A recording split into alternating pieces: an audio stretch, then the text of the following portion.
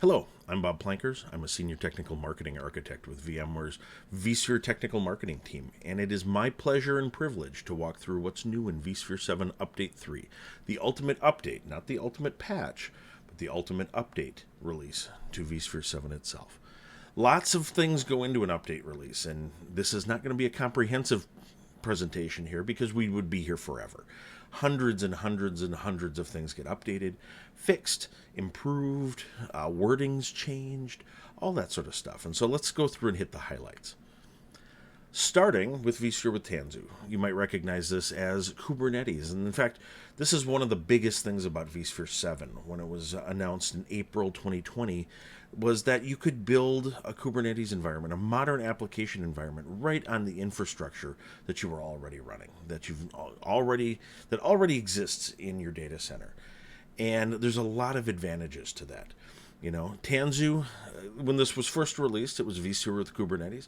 Renamed to vSphere with Tanzu to help match the broader Tanzu portfolio of tools and management techniques. One of the most interesting things that you get when you're running vSphere is you get an incredibly efficient hypervisor, ESXi, to the point that workloads can actually be faster on ESXi than on bare metal themselves. We saw this with containers when we first announced Project Pacific. Project Pacific was the precursor to the release. We announced this at VMworld 2019, and 8% faster than bare metal if you run the containers on ESXi. We did a new study recently. Principal Technologies helped us out and shows an immense difference between what we can run and what other solutions can scale to on the exact same hardware. This is a big deal. Being able to enable our customers to do more with less, especially in the face of supply chain problems and all that is going on right now.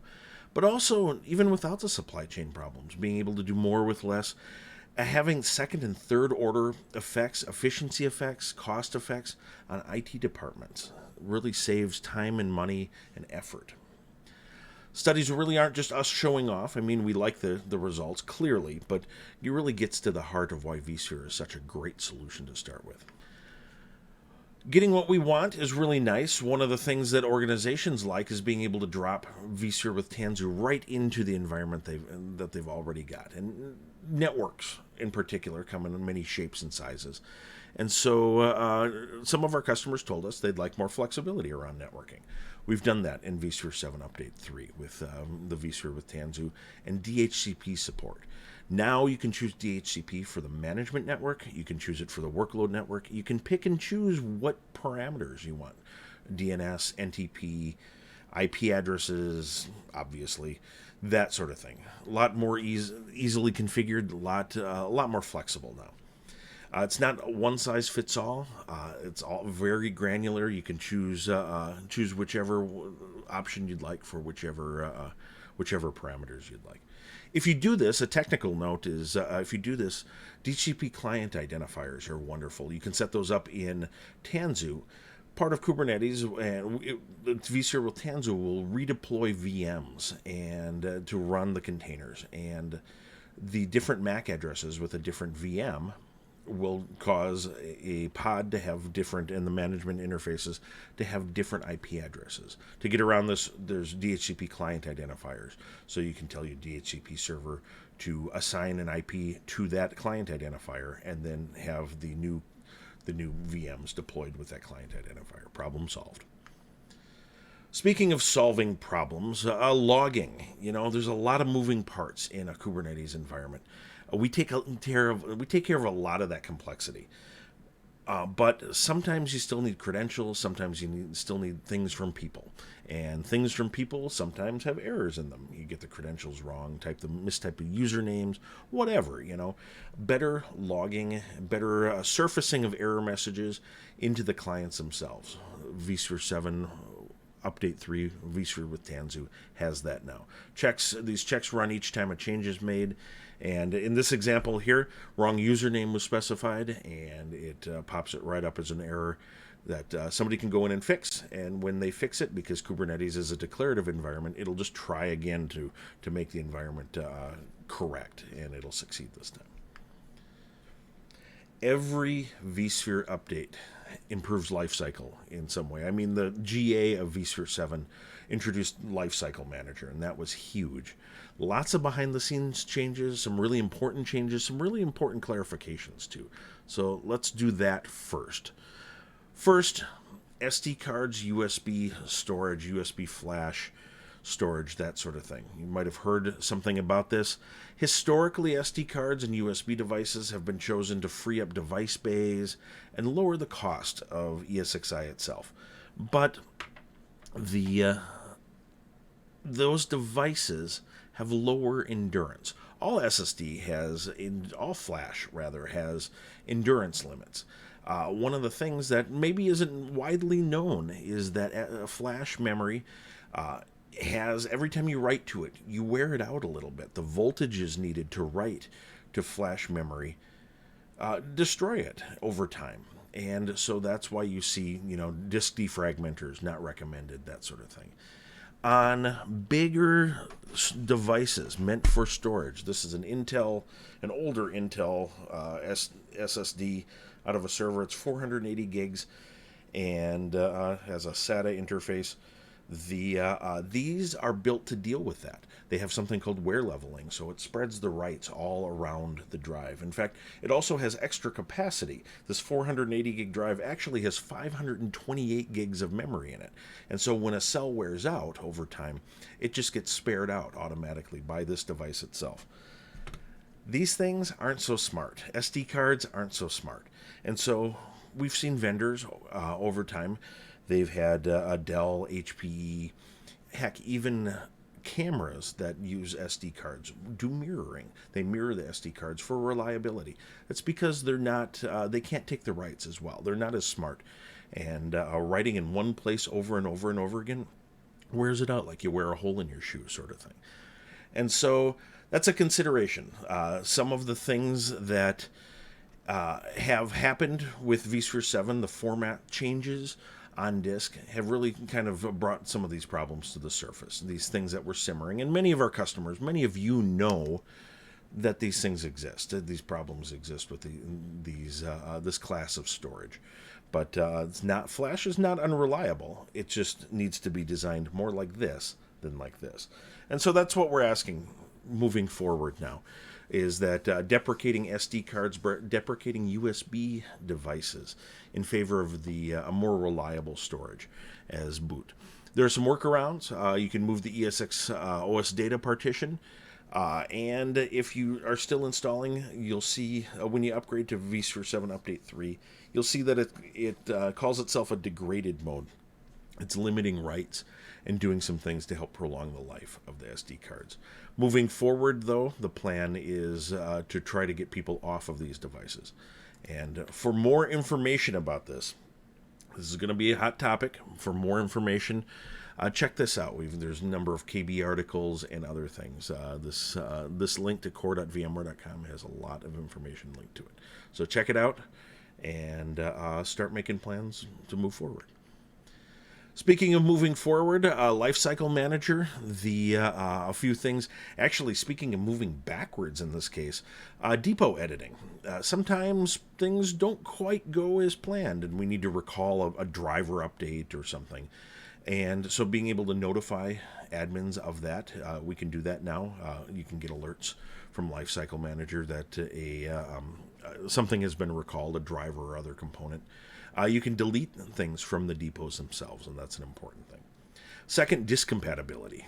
Software is everywhere. Even hardware is mostly software. Even CPUs are updatable, which is crazy. But disk firmware is really important, especially to vSAN. And so now having Lifecycle Manager check the firmware levels is really important. Having it check that is pretty cool. So you can still move forward if you don't have the right levels of firmware or there's questions. You can still tell Lifecycle Manager, ignore it, full speed ahead. But more information is always a good thing, especially if it catches a problem proactively. Witness management, two-node vSAN clusters and that. You don't build two-node clusters ever. It's kind of like you don't set up two NTP servers at a time. The saying goes, a person with one watch knows what time it is. A person with two is never sure. Well, that's the same for 2-node clusters. So you've got this third node, a witness node, just to break ties, determine if people are still alive, who should be listened to in a 2-node cluster. That witness needs to be patched as well, and now Lifecycle Manager can do some of that. For standalone witness nodes, shared witness nodes and physical witness nodes are a more complicated use case and on the roadmap. Now, looking forward. We are always looking forward. And can we bring some of the VMware cloud technology back down to the on-premises deployment? Something we call reduced downtime upgrade. And in this case, we're talking about upgrades in terms of patches as well. Can we, especially around edge deployments, can we reduce risk, reduce downtime, help customers really be able to patch more rapidly and with better confidence as well, being able to roll back even if there's a problem. And so one of the things that we're doing is bringing some of what VMware Cloud does back into vSphere itself. You'll see this is API driven. Let's walk through it, and then we'll talk about some of the consequences here and the looking forward. This is a really forward-looking sort of thing. First, if you've ever done a vCenter server upgrade, this will look pretty familiar. First step is to stage a new VM. Hey, create a new VM, and then copy the database and data across. This is while the source VM is live. The source vCenter server is live.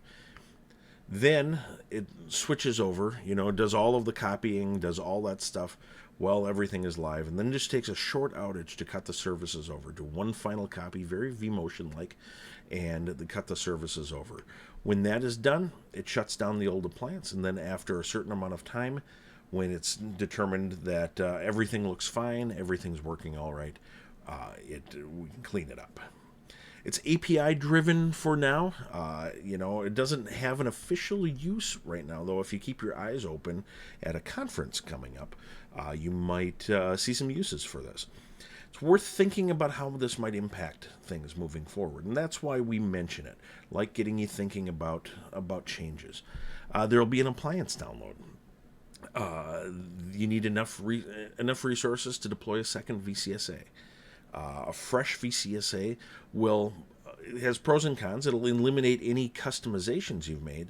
But if there's been anything that has happened to that VCSA, bad things happen sometimes to these appliances. Power outages cause corruption, whatnot.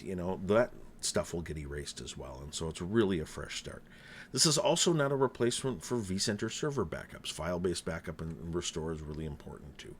And so it's just a new way of thinking about it, and we encourage you to ponder it a little bit. Speaking of pondering things, AI and ML, lots of things to ponder in that space. It's great. And you look back at ESXi, you look back at Virtual Center, back when it was called Virtual Center, and vMotion, all that stuff brought a ton of operational simplicity to data centers back in the early 2000s. And we're using everything we've learned since then, bringing that to bear on GPUs, AI, and ML workloads themselves. One of the ways that we're doing this is there's two big ways that we're doing this. First, NVIDIA and VMware have partnered to create the NVIDIA AI Enterprise Suite. There's a lot of companies, a lot of our customers, mutual customers, doing AI and ML projects out there, helping them to really get rolling faster, increase the business value of their applications, increase the business value of their data by doing AI and ML analysis there. This helps them get going faster, get them up and running faster, less friction between traditional IT operations and all these new technologies. We bring our deep knowledge of data center operations, management infrastructure, and NVIDIA supplies all the GPU expertise, GPU virtualization technology, and a whole bunch of pre-built sets of tools that data scientists can use. And these are not custom tools. These are all the tools that they're already using.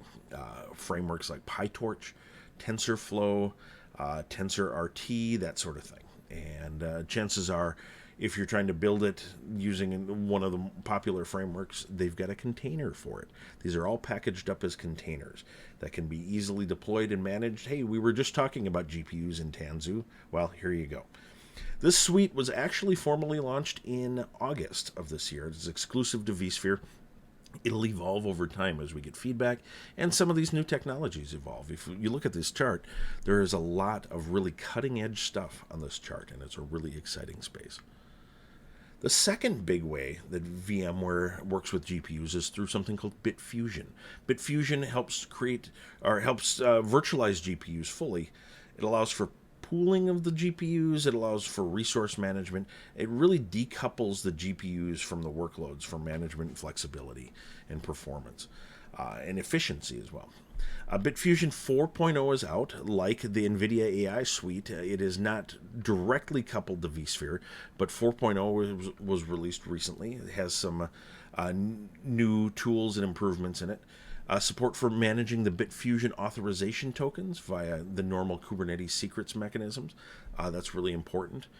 There's filters to help narrow down the GPU and server pool. If you want a particular type of hardware, you can really add those filters now. There's data retention policies for compliance and just not storing all of that stuff. Improved API support. The ability to send performance data out to different monitoring solutions. If you've got something custom, we can export data to that now. And not listed here, but probably literally the most visible change is that the Bitfusion plugin now supports dark mode. Lots of people like dark mode. I like dark mode. And now the Bitfusion plugin won't stand out. It'll look like everything else. Resource management. Lots of behind-the-scenes changes. There's some visible ones, though, too. Performance stats for memory. These weren't easily accessible before. You could get them. You had to install additional third-party tools, turn on SSH, which we really don't encourage. That's a troubleshooting interface. Do all kinds of stuff from the command line. All that stuff's built into vSphere now. We're just shipping it as part of ESXi. And better yet, it's built into the UIs as well. You can get these nice graphs about memory usage and bandwidth, that sort of thing. It's really important for Optane and the non-volatile, too many NVs, non-volatile DIMMs, non-volatile memory technologies that are out there, 3D Crosspoint, that sort of thing. But also works for normal dynamic RAM as well. And so there's some. This is supported on Cascade Lake and Ice Lake families of Intel CPUs. There's a whole compatibility matrix. Check it out if you're interested in this. Update 3 brings better logic to maintenance mode retries, especially around transient issues, knowing what's a transient issue, knowing what can be fixed, that sort of thing, and what can't be. So DRS gets improvements in that regard. Maintenance mode gets improvements. DRS, especially, has been keeping track of workloads that are hard to move, the big workloads, the ones that are costly to move, big VMs, ones that are doing a lot of I/O and that.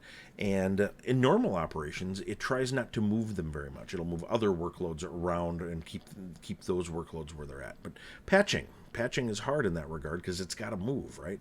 And the old style, there was a possibility if you had a 32 node cluster that it would move 32 times, and that's not cool. So what DRS does in conjunction with maintenance mode and Lifecycle Manager now is really not try to move that VM at all if it can help it.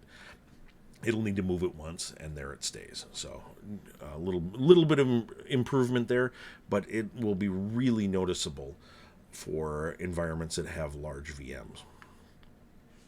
Speaking of noticeable things, VCLS, Cluster Services, was introduced in vSphere 7 Update 1. It's the new home for DRS inside of a vSphere cluster, really trying to move some of the services off of vCenter server itself and into the cluster so that the cluster can be more self-managing. We've received a fair amount of feedback about this. New features, we get them out there, and all you folks have told us what you like and what you don't like about this. And the team working on it has done a great job incorporating that feedback into these new releases. Update 2 and now Update 3 here. So you can pick which data stores, the VCLS agent VMs. It deploys an agent VM out to the cluster. In fact, it deploys 3 of them because, remember, we don't build 2 node clusters. We build 3. And so it deploys these agent VMs. You can control the data stores for them now. They've got hardening settings, which is important for audits. vSphere has nearly every default for vSphere is set correctly for security. But setting them explicitly sometimes is nice for audits, and customers have asked us to do that, so we did that. Host affinity, you can control which hosts have the agent VMs and which don't if you've got workload considerations there. And probably most noticeably here, the agent VMs are no longer named with either spaces or parentheses, and so that was breaking scripts and causing weirdness. They're named with a UUID, which might not be perfect either, but it's an improvement in my book as somebody who does some scripting and things. So this is a great time to talk about feedback. This, like I said, this is an area that we've taken feedback. And one of the best ways to take feedback and to give us feedback is through the vSphere client. There's a little smiley face up in the upper right-hand corner of the vSphere client. And that enables you to give direct feedback to VMware. Something you don't like, something that would be great. Maybe we got 80% of solving your problem there. Tell us what that other 20% is, and we'll do it. If we don't, you use the products in ways that we didn't imagine, and we don't use the products. So like in ways that we're not using them. And so help us help you. Tell us what you need, and we'll get it done. Security and compliance, always important. Ransomware, hot topic. We've created a Ransomware Resource Center page. Collects a lot of our information, disaster recovery as a service, tips for patching vSphere, a lot of the vSphere-centric, infrastructure-centric links here. There's trying to keep this up to date. A lot of the people and process sides of things, too. We tend to focus a lot on what are the nerd knobs we need to adjust in order to defeat ransomware? And, I like to joke that there's no switch in our IT infrastructures. There's no toggle that says no ransomware that we can just click somewhere and have it happen. It really requires a holistic view, and so we try to get into that here as well. If you want the nerd knobs, you can get the nerd knobs for vSphere itself with the Security Configuration Guide. Security Configuration Guide has been around for decades at this point, and it will get a pretty big update moving forward here after the GA of the general availability of the Update 3 code. It'll be along shortly after that.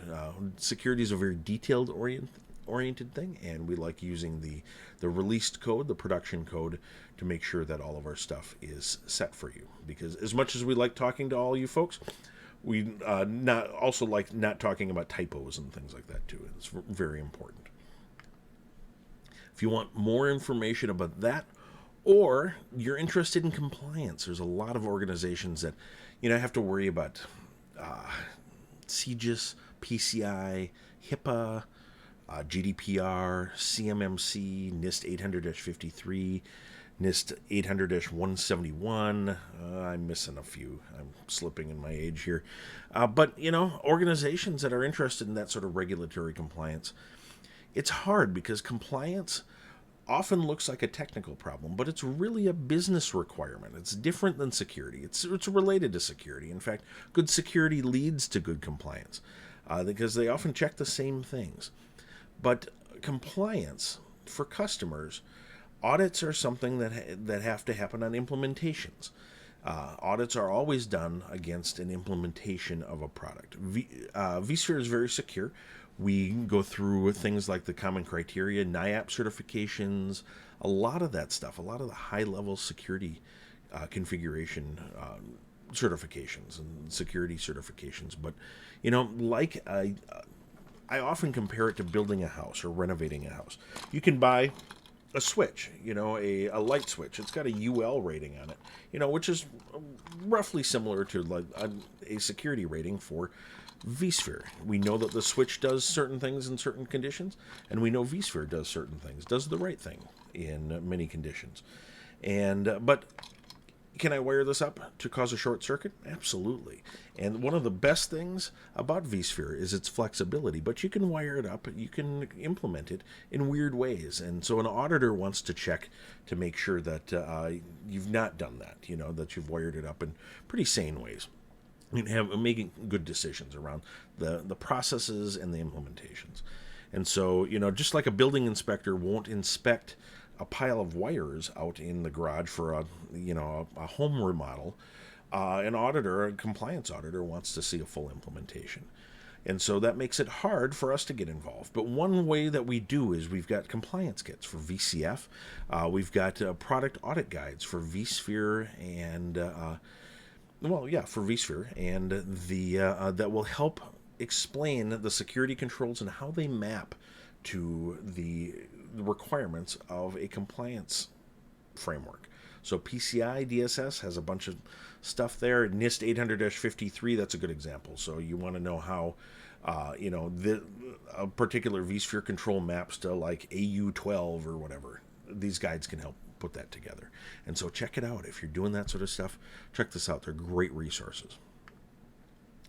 Guest OSs and workloads. As much as we think that vSphere is fun to run on its own, and we've got folks like our vSphere or our vExpert community and our blogger communities agree with us, most organizations run their workloads on. It's a means to run workloads, right, and move their business forward. And so we like making that as easy as possible to reducing friction. If you're not, we've made some improvements here. If you're not familiar with cloud-init, cloud-init is a vendor-agnostic tool, not wholly unlike VMware tools for customizing a system, for deploying a system and customizing it when it's deployed, a Linux system. We've done a lot of work to merge our VMware-specific things into the main code base of cloud-init. And so any Linux distributions that you want to deploy automatically will have this in them moving forward. That's really cool in that team. A lot of work there. That's great. Guest Data Publisher, feature of VMware tools, an enhancement to the mechanism by which ESXi and the guests can share data if they want. That can be disabled for security reasons if you'd like. Being able to share different data, being able to be more flexible about it. It's been rewritten to enable that. UEFI 2.4, probably won't notice that too much.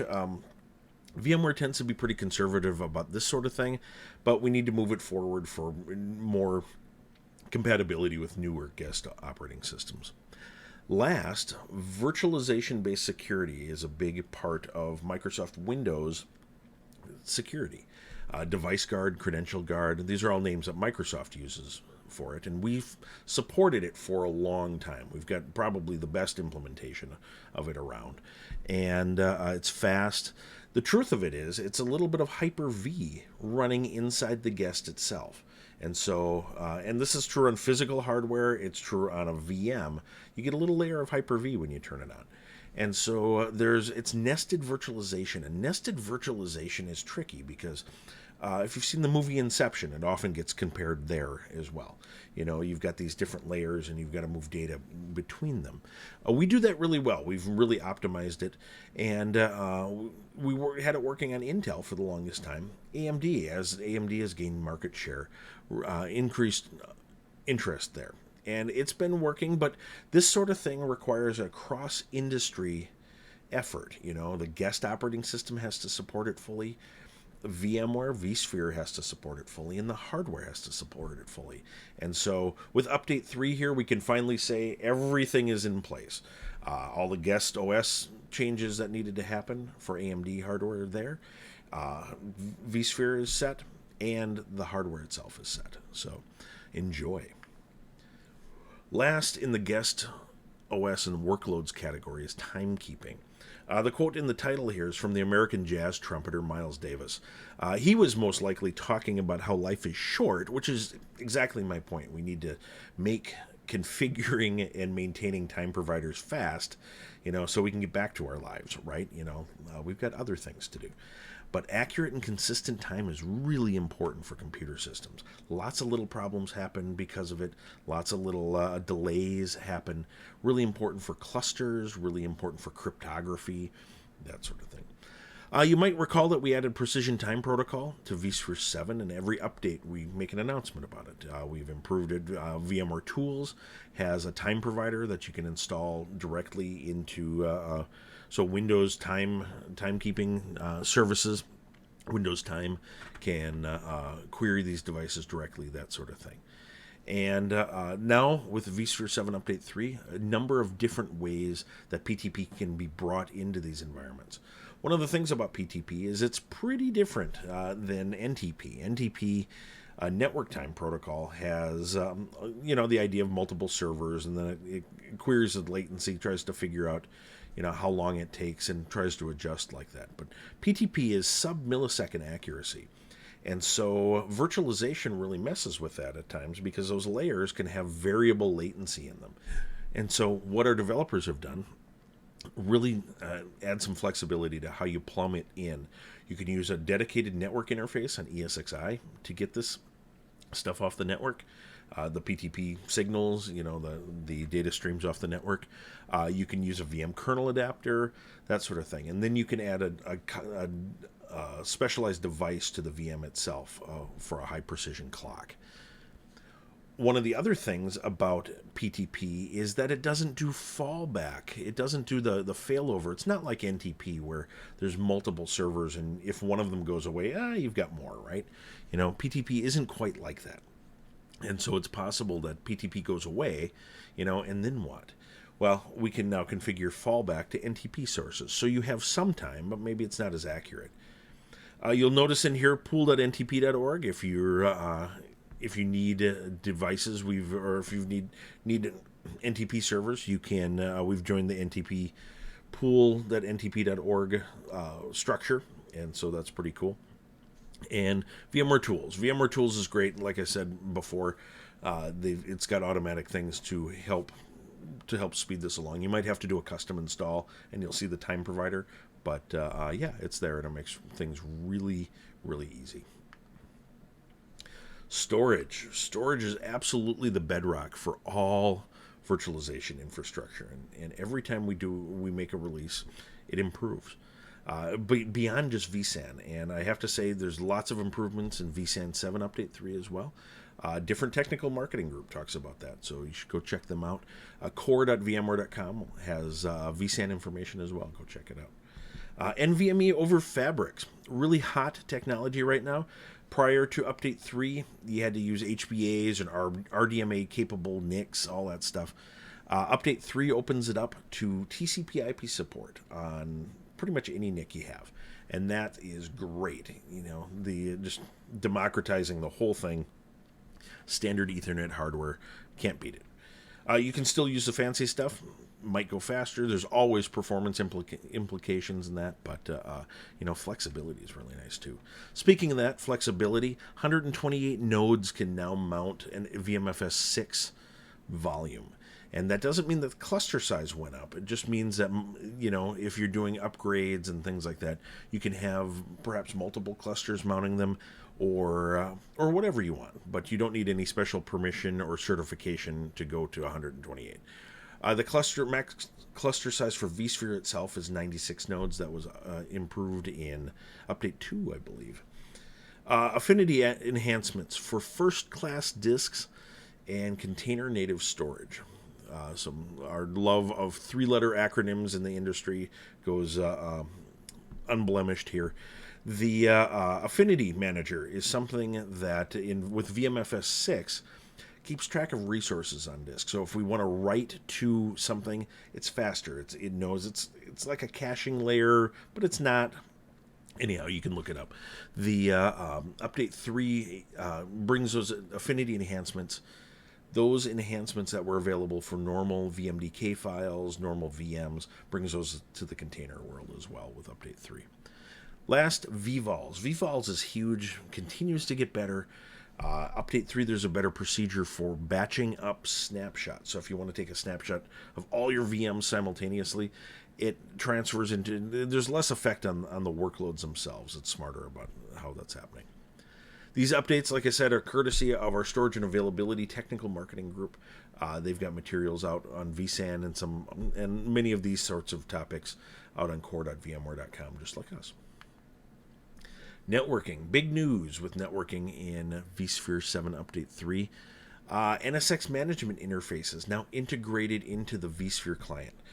Makes it a heck of a lot easier to install and maintain, it also gets access to the SSO, all the same authentication mechanisms, permissions, all that sort of stuff. And so you don't have two copies of it, you just have one, That's not even the best part. The best part is that the distributed firewalling can now just work with distributed switches in vSphere now. You don't need changes to any of your existing network setups to support the distributed firewalling. That's pretty huge, actually. NSX Lifecycle is managed by vSphere Lifecycle Manager. We've been doing this since update 1, I believe. Part of Tanzu. Tanzu's all managed that way, and along with vSAN witnesses now. Lifecycle Manager really taking over a lot of that stuff, and that's nice. And so a lot less friction, a lot less friction to use NSX. Worth noting, NSX is still a separately licensed product, don't get me wrong, but for the folks that are using it to do distributed firewalling, IDS, IPS, that sort of thing, it's easier. APIs and management interfaces, big areas that we worked on with vSphere 7, especially APIs. We haven't stopped. One of the biggest things that we did here in this release is make the vSphere client fully compliant with the Web Content Accessibility Guidelines. And it's part of our commitment to inclusiveness. There's mandates for it in Europe as well, which is good, and so it also has led to a lot of interface improvements for people who don't have visual disabilities. And that's good, it improves everything for everyone. It's really a testament to the dedicated UX, the user experience designers. VMware has, I like to joke, a small army of them that really worry about how humans use our products. And they really work to remove that friction. As a former vSphere, I guess I'm not a former vSphere admin, but I guess I'm slightly less of a production one nowadays. The former vSphere admin, somebody who uses the product, I really appreciate that. I really appreciate the idea that somebody's trying to look out for my time. And humans are a big part of this puzzle. Speaking of humans, the ones that want to do automation, if you're one of them, a lot to look forward to with PowerCLI 12.4. You might say, hey, Bob, wasn't this announced a week or two ago? Yeah, it was, actually. And this is one of those things. It was announced around the same time. There's a lot of overlap here. It's worth noting what's new. And we've got a lot of materials out there. The PowerCLI blog has got a lot of materials. But some really interesting stuff around PowerShell native commandlets. The ability to use APIs directly and abstract the APIs so that you get a consistent view of older and newer APIs. And the ability to use APIs more easily if a commandlet isn't available for them. Certificate management, as somebody who does security and compliance stuff regularly, the certificate management tools and commandlets are going to be a huge help for people that are doing that work. And then easier interactions with vSAN. Basically, you can refer to the data stores directly, copy things off. It's really cool. So let's wrap this up. I've mentioned core.vmware.com a couple of times. Go out there. We've got a lot of materials. We've got a blog out there. The venerable vSphere blog is still around, but we're moving most of our technical stuff over to core.vmware.com and have been for a while. So go check it out. The vSphere team has a YouTube channel, and at the risk of sounding like a YouTube, YouTube star or whatever, which I am not, but I do host a monthly live stream, vSphere Live, and you'd be notified about it if you subscribe to our channel. Ring the bell, as the kids say. Ring the bell, click subscribe. So you're probably watching this on that channel right now. So thank you, and we appreciate you very much. Along those lines, things that you should subscribe to, and even if you don't subscribe to our YouTube channel, I'll give you a pass, that's fine. But I really urge you to sign up for the Security Advisory mailing list.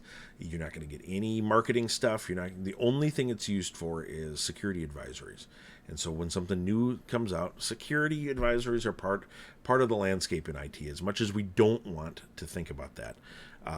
Being transparent about it helps protect you. And so we try to tell people as soon as we know. And so this is a good way to know.